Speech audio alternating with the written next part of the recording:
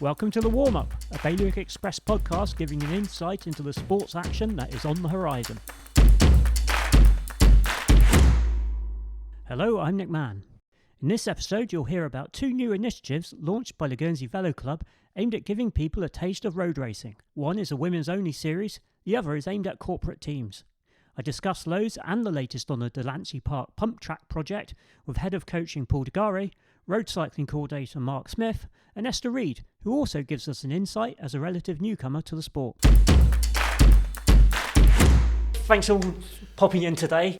Got some really good initiatives coming up with the Velo Club, and it all seems based around growing the sport. Paul, if you just take us through why you've decided to come up with these ideas. Well, it's like I say, the race calendar is now out. We've got a really good, interesting season coming ahead. So just coming off the back of the cyclocross season, which has been really popular. Now we've got sort of the mountain bike series has been reduced down to one big series now. And this weekend we will be at the Beauset Marina. And so we've got new riders coming into that as well. So at the moment, looking ahead, we're looking to sort of say, right, what can we do coming into the spring road season as we can sort of bring in more riders, because the road scene over the last few years has sort of seen a bit of a downturn, not just here locally, but across the UK as well. So, let's say we've been putting our heads together. We've got a new president now, it's Gary Walbridge, reappointed last year. So, sort of new focus as such. And let's say we've come up with some great initiatives, mainly through Mark, to sort of push forward for this season. So, fingers crossed, it's all looking good for the club at the moment. Mark, I don't know if you could just take us through, initially starting with the women's series that you announced a few weeks ago. Yeah, I mean, I think we had a really successful Island Games with, particularly in the women's teams as well. And I think the pressures of the Island Games and all the training that goes into that just sort of got to the stage where I think a lot of the women just went, you know what, we just want a bit of a break. So last year, there was not many women racing. Esther was probably the only one for most of the season at senior level, and there's some juniors coming through as well. So really, it's been about how do we reinvigorate women's sport and women's cycling in particular. And just after lockdown, we ran just as an experiment, a one women's only race, and it was just purely just to see if we can get some more interest in the sport from the women. We know that there's a lot of women that do triathlon, there's a lot of women that cycle recreationally, and it's trying to get them into that racing environment. So we thought, let's expand on that one race that we did.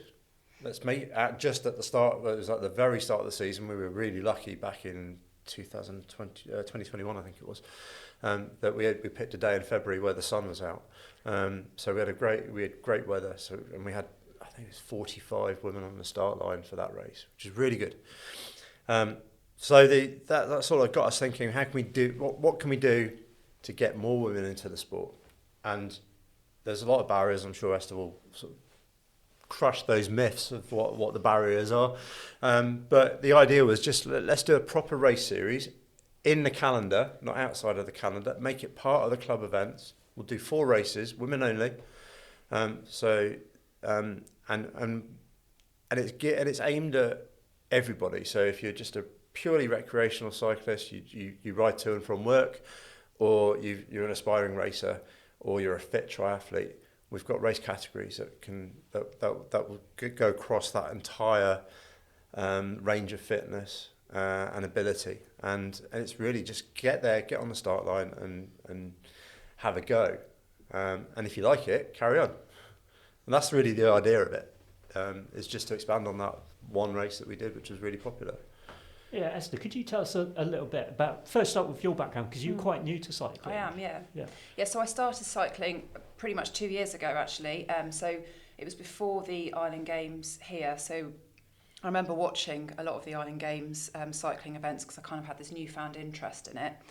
And at the end of the sort of road season of that year, I did one road race. So that was in the September of 23. I didn't really know many people. I had done the road coaching sessions, which were held at the track. I think that was from sort of May through to July of that year. But I didn't really sign up to those coaching sessions with the intention of wanting to race. I just wanted to be better on my bike, had better bike handling skills and all of those things, and was encouraged to consider racing. So went along, and I think there's definitely a myth around sort of people potentially showing up at races and not feeling like they belong there, or that people are going to laugh at them or wonder why they've shown up. But I mean, that absolutely was not my experience at all. Everyone was really sort of friendly and welcoming. There was one other female racing that particular race as well, which was great.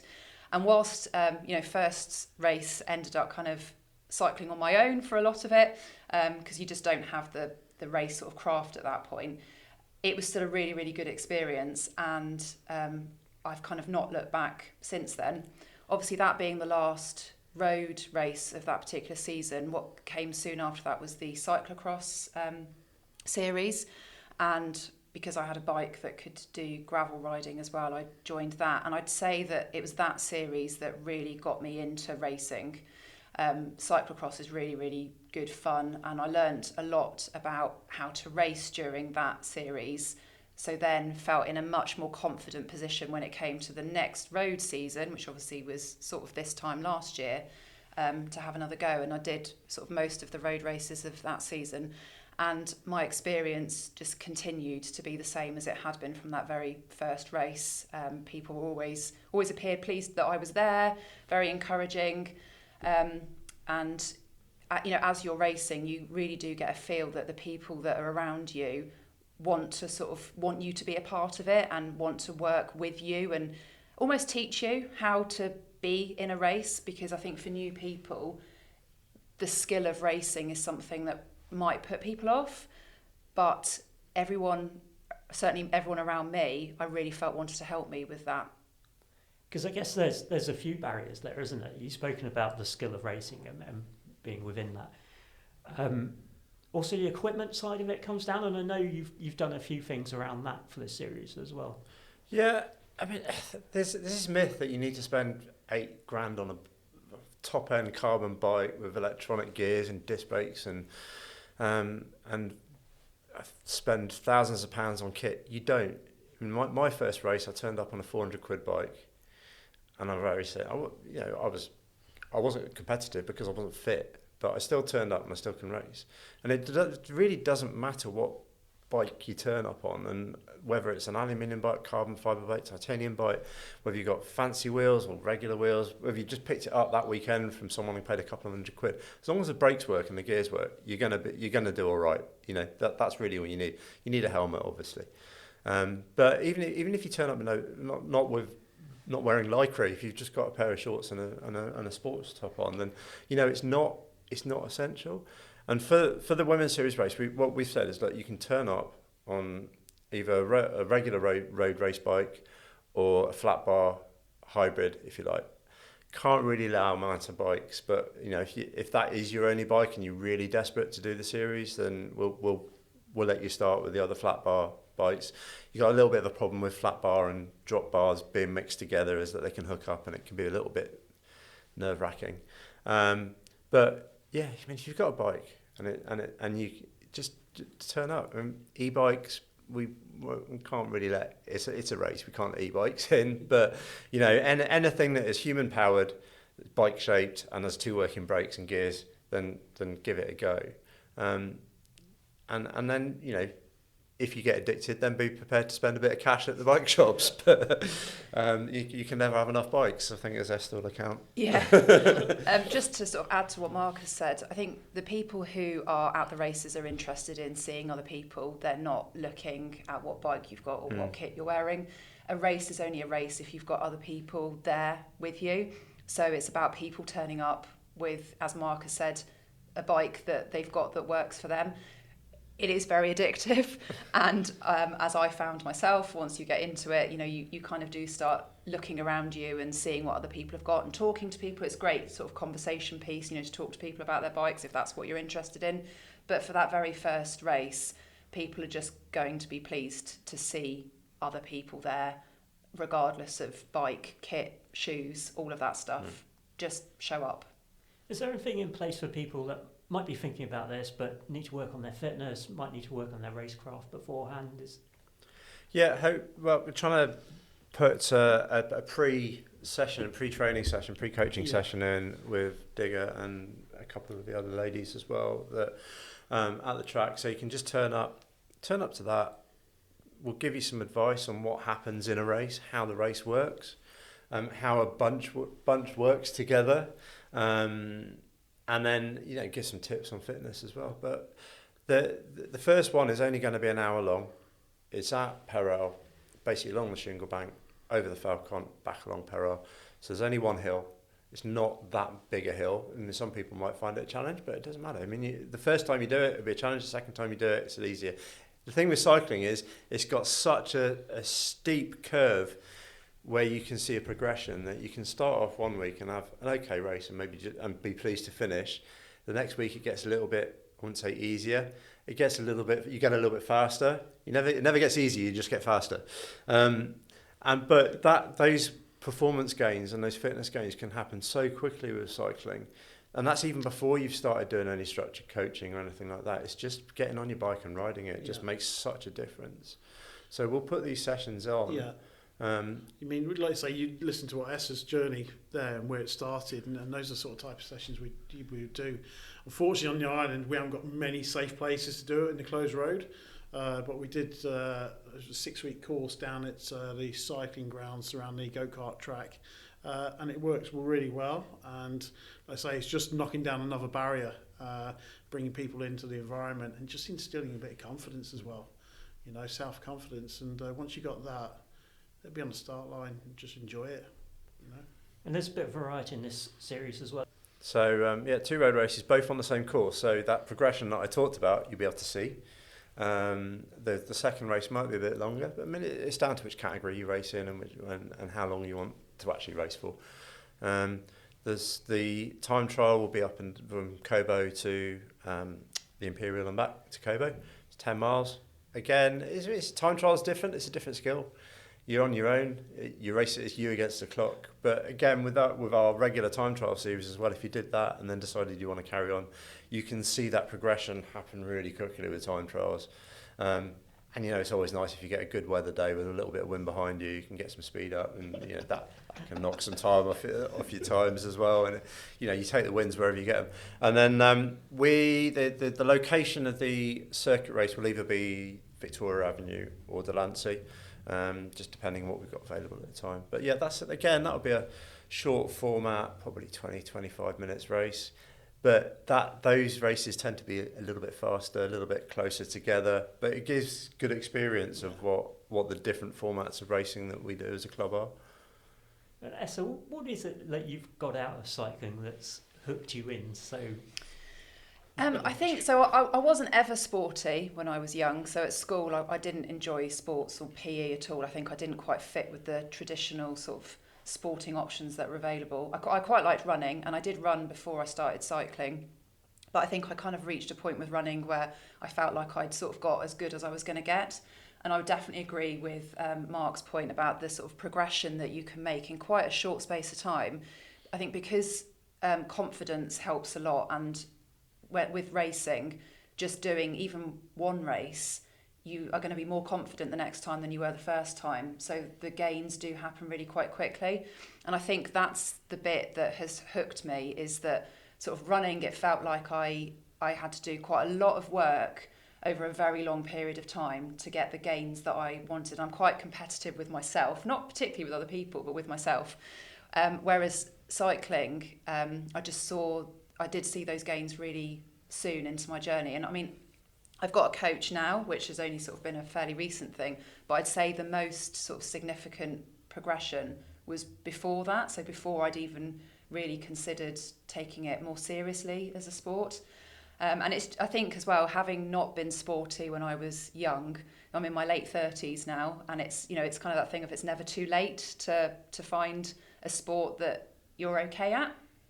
And I think it's just something different for me, having never previously been into sport. Yeah, I mean, it's one of the things you said earlier about having fun in that cyclocross series, and that's what it's about. Having a great experience doing it, not putting too much pressure on yourself. And like I say, you look at how S has developed over the last 2 years, just goes to show, you can do it.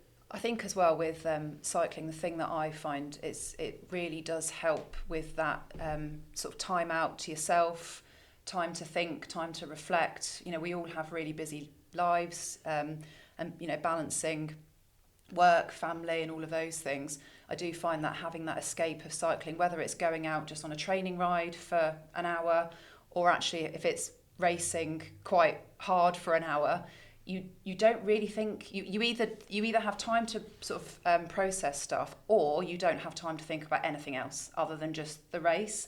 And that's the bit that I really like about cyclocross, is that you've got to concentrate and sort of plan how you're going to manage your race. And actually it's just that time that it's a different challenge, I think, to the day-to-day kind of busyness of our lives that we sort of experience, and that's what I really gain from cycling. And hopefully this series, I guess, will be a stepping stone for more people to get that experience as well. Yeah. Exactly. That's the whole idea of it. Is it's like the first one is like dip your toe in, see what it's like, see what being in a race is like, and then build on that and come to the next couple of races. And if you want to just come to one of the I'd say normal races in rabbit ears, but if you want to come to a normal race as well, the environment is the same. The club is such a welcoming club. Even like the elite Island Games riders, the Div 1 riders, all the way through the different ages of riders, the different genders of riders, everybody just is so welcoming and is so glad to see more people coming to races, and and your confidence as you go through improves. And a lot of racing is around confidence. It's not about going out and smashing it out of the park for 2 hours and riding as hard as you can. The elite guys will say this. It's the race isn't won by the fittest person. It's won by the cleverest person, the person who can read the race, understand what's going on, find their moment to have that impact on the rest of the race. And it can quite often be just the person who's got a lucky break or has managed their race well, rather than ridden as hard as they possibly could for an hour, 2 hours, 3 hours, however long the race is. And that's where cycling, a lot of that's that perception that people don't really get. If you're not a cyclist, it just looks like, we're not all Tour de France riders. We're not all riding up massive mountains at 20 miles an hour. It's about managing your own performance, but your performance will be dictated by how well you manage your performance and not how fast you can go for an hour and a half. And that's where, and this series, I think, will show that for those, perhaps the triathletes who are coming in and may have a little bit of fitness, who want to come into the race category. We've got 3 categories. We've got a race category, which is sort of more for sort of people who have already got an established fitness base. And then we've got sport, which is for someone who's got some recreational fitness, but wants to come and try the racing for the first time. And then challenge, who for them finishing the race will just be a challenge. But a challenge that they can succeed at, because that's the last thing we want to do, is to put people off by making these smash fests which people don't enjoy doing. And it's about having fun. It's about the camaraderie when you get there. It's racing with other women. It's meeting all the people around the club in that environment where we're using one of the courses which we normally use for one of our other road races. So it's not, we've not done anything special in terms of courses. They're all the same that we race on normally. So, but yeah, I think you see that progression. You join in and have fun, and that's really what it is about doing. And then go for a coffee afterwards. Yeah. And the great thing about doing a bike race is you can go for a cake and it's guilt-free. Yeah, it's very justified to eat cake after a race. Yeah. Always with the cake. Right. So I guess the other initiative here to talk about today as well is that corporate race series. And if you take us for a bit, what's going on? Yes, well, the corporate series is on Mark's little baby. So I'll leave Mark to run through that one. Again, this is just about getting more people riding. There's quite a few sports have corporate days. It could be the corporate petanque league. Is there still a corporate football league? I don't know. And used to be like a business football league. But I mean, there's other sports which have corporate leagues, and this is just again, this is just a dipping our toes in the water, seeing if there's any interest, trying to get some corporates involved, some teams of 3, racing. These are all going to be at the track or at Delancey. Safe, closed environment, no traffic to worry about. 4 series race, teams of 3. It's worked out, the points will be worked out on a team basis. If you want a Velo Club member in your team, you're allowed 1. There's 3 people on the track from the team at a time, but you can have up to 5 people in your team, so you can sub people out, or if people have got work commitments, they can sub out. If you find someone is your rock star in your team and you want them to race every race, you can sub them in. Short format again, 20-25 minute races. We'll do a training session as well, so people get familiar with the track and how to race on the track. We're encouraging mixed teams as well. With that, just the idea of just turn up, have a bit of fun, bit of corporate competition, have a beer afterwards, bring some work colleagues, fill the stands at the track with work colleagues cheering you on.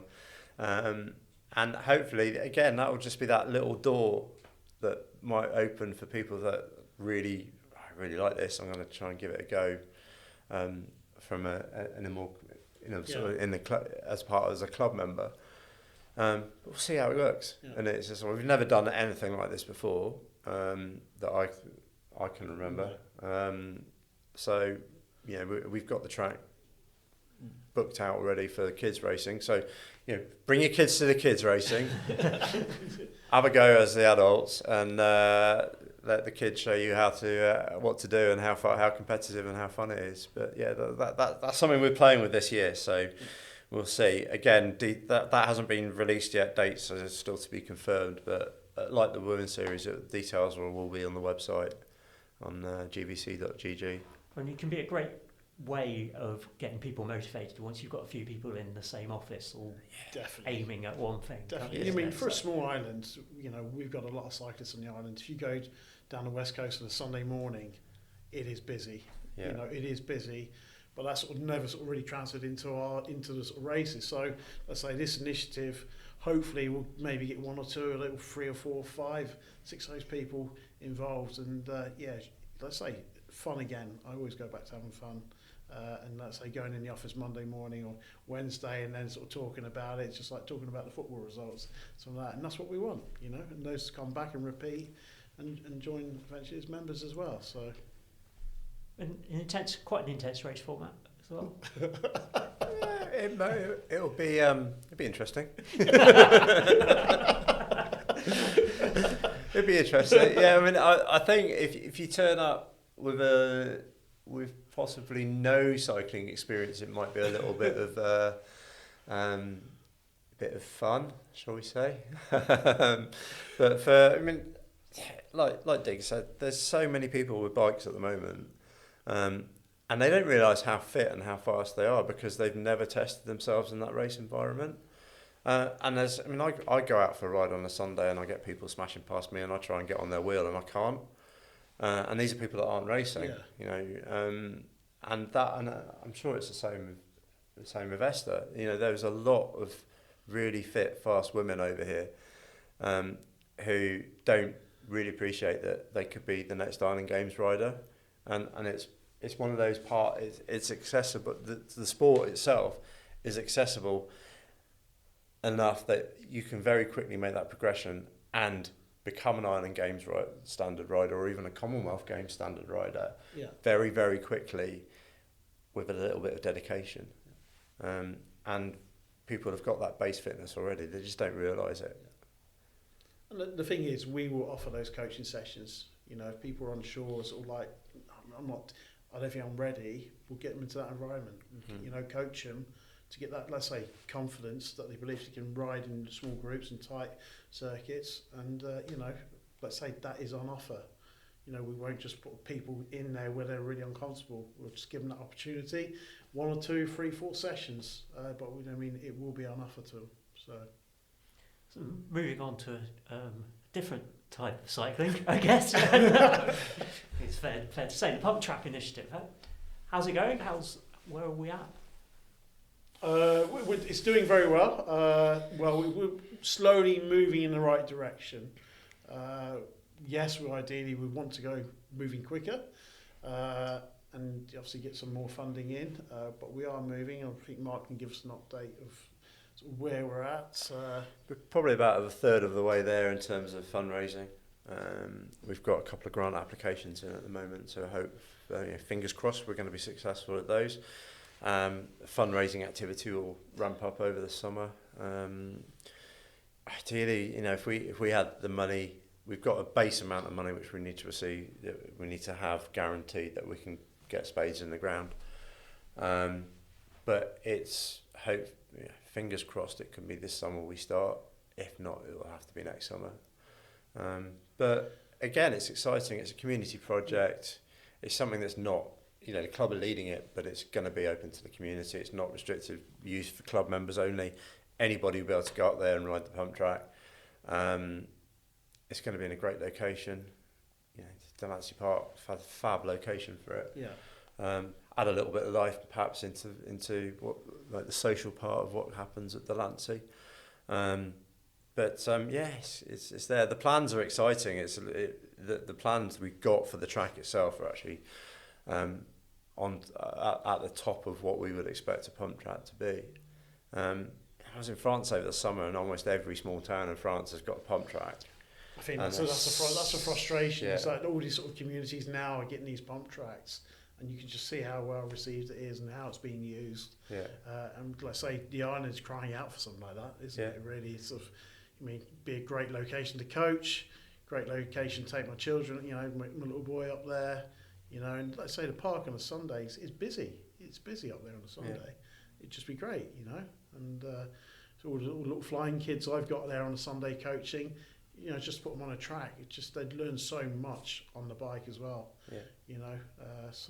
Fingers crossed we can keep pushing it forward. And it's free. It'll be free. It'll be free for people to use. Free, yeah. No charge. You don't have to be a member of anything. You can just rock up, ride the pump track. Yeah. You might end up spending a bit more money on bikes, but but again, it's one of those things. It's going to be built that you can ride pretty much any sort of bike or scooter on it. Nothing motorised, but if you've got I've seen people on cyclocross bikes riding them, on mountain bikes, BMXs, balance bikes. So it works from anybody from, if you can walk, you can ride on the pump track. So it'd be really nice to have an angel sponsor just to step in and give us your money, as Bob Geldof said so eloquently. You won't even remember that, will you? Showing my age now, but it is going to be such a fantastic facility when it's there. Hopefully for the island, but definitely for the community around the bridge and Vale and the Sampsons and the north of the island. So, yeah. And I guess this is your opportunity. If anybody wants to plough some funding into it, who should they talk to? Me, pumptrack@gvc.gg, or our president Gary. Gary can be on president@gvc.gg. There's a page on the website at gvc.gg as well around the pump track project. So contact details are on there. But yeah, feel free to drop me a line and we can have a discussion. I can show you the plans. Exciting stuff. All right, just wrap it up there. Thanks for your time. Cool. Thank you. Thank you very much. Cheers.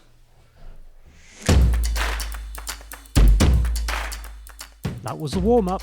Thanks again for listening. Please like and subscribe for more. You can find all our sports news on gsy.bailiwickexpress.com and on all our social channels. Sign up to our daily email to keep up to date on all the work the Express team does.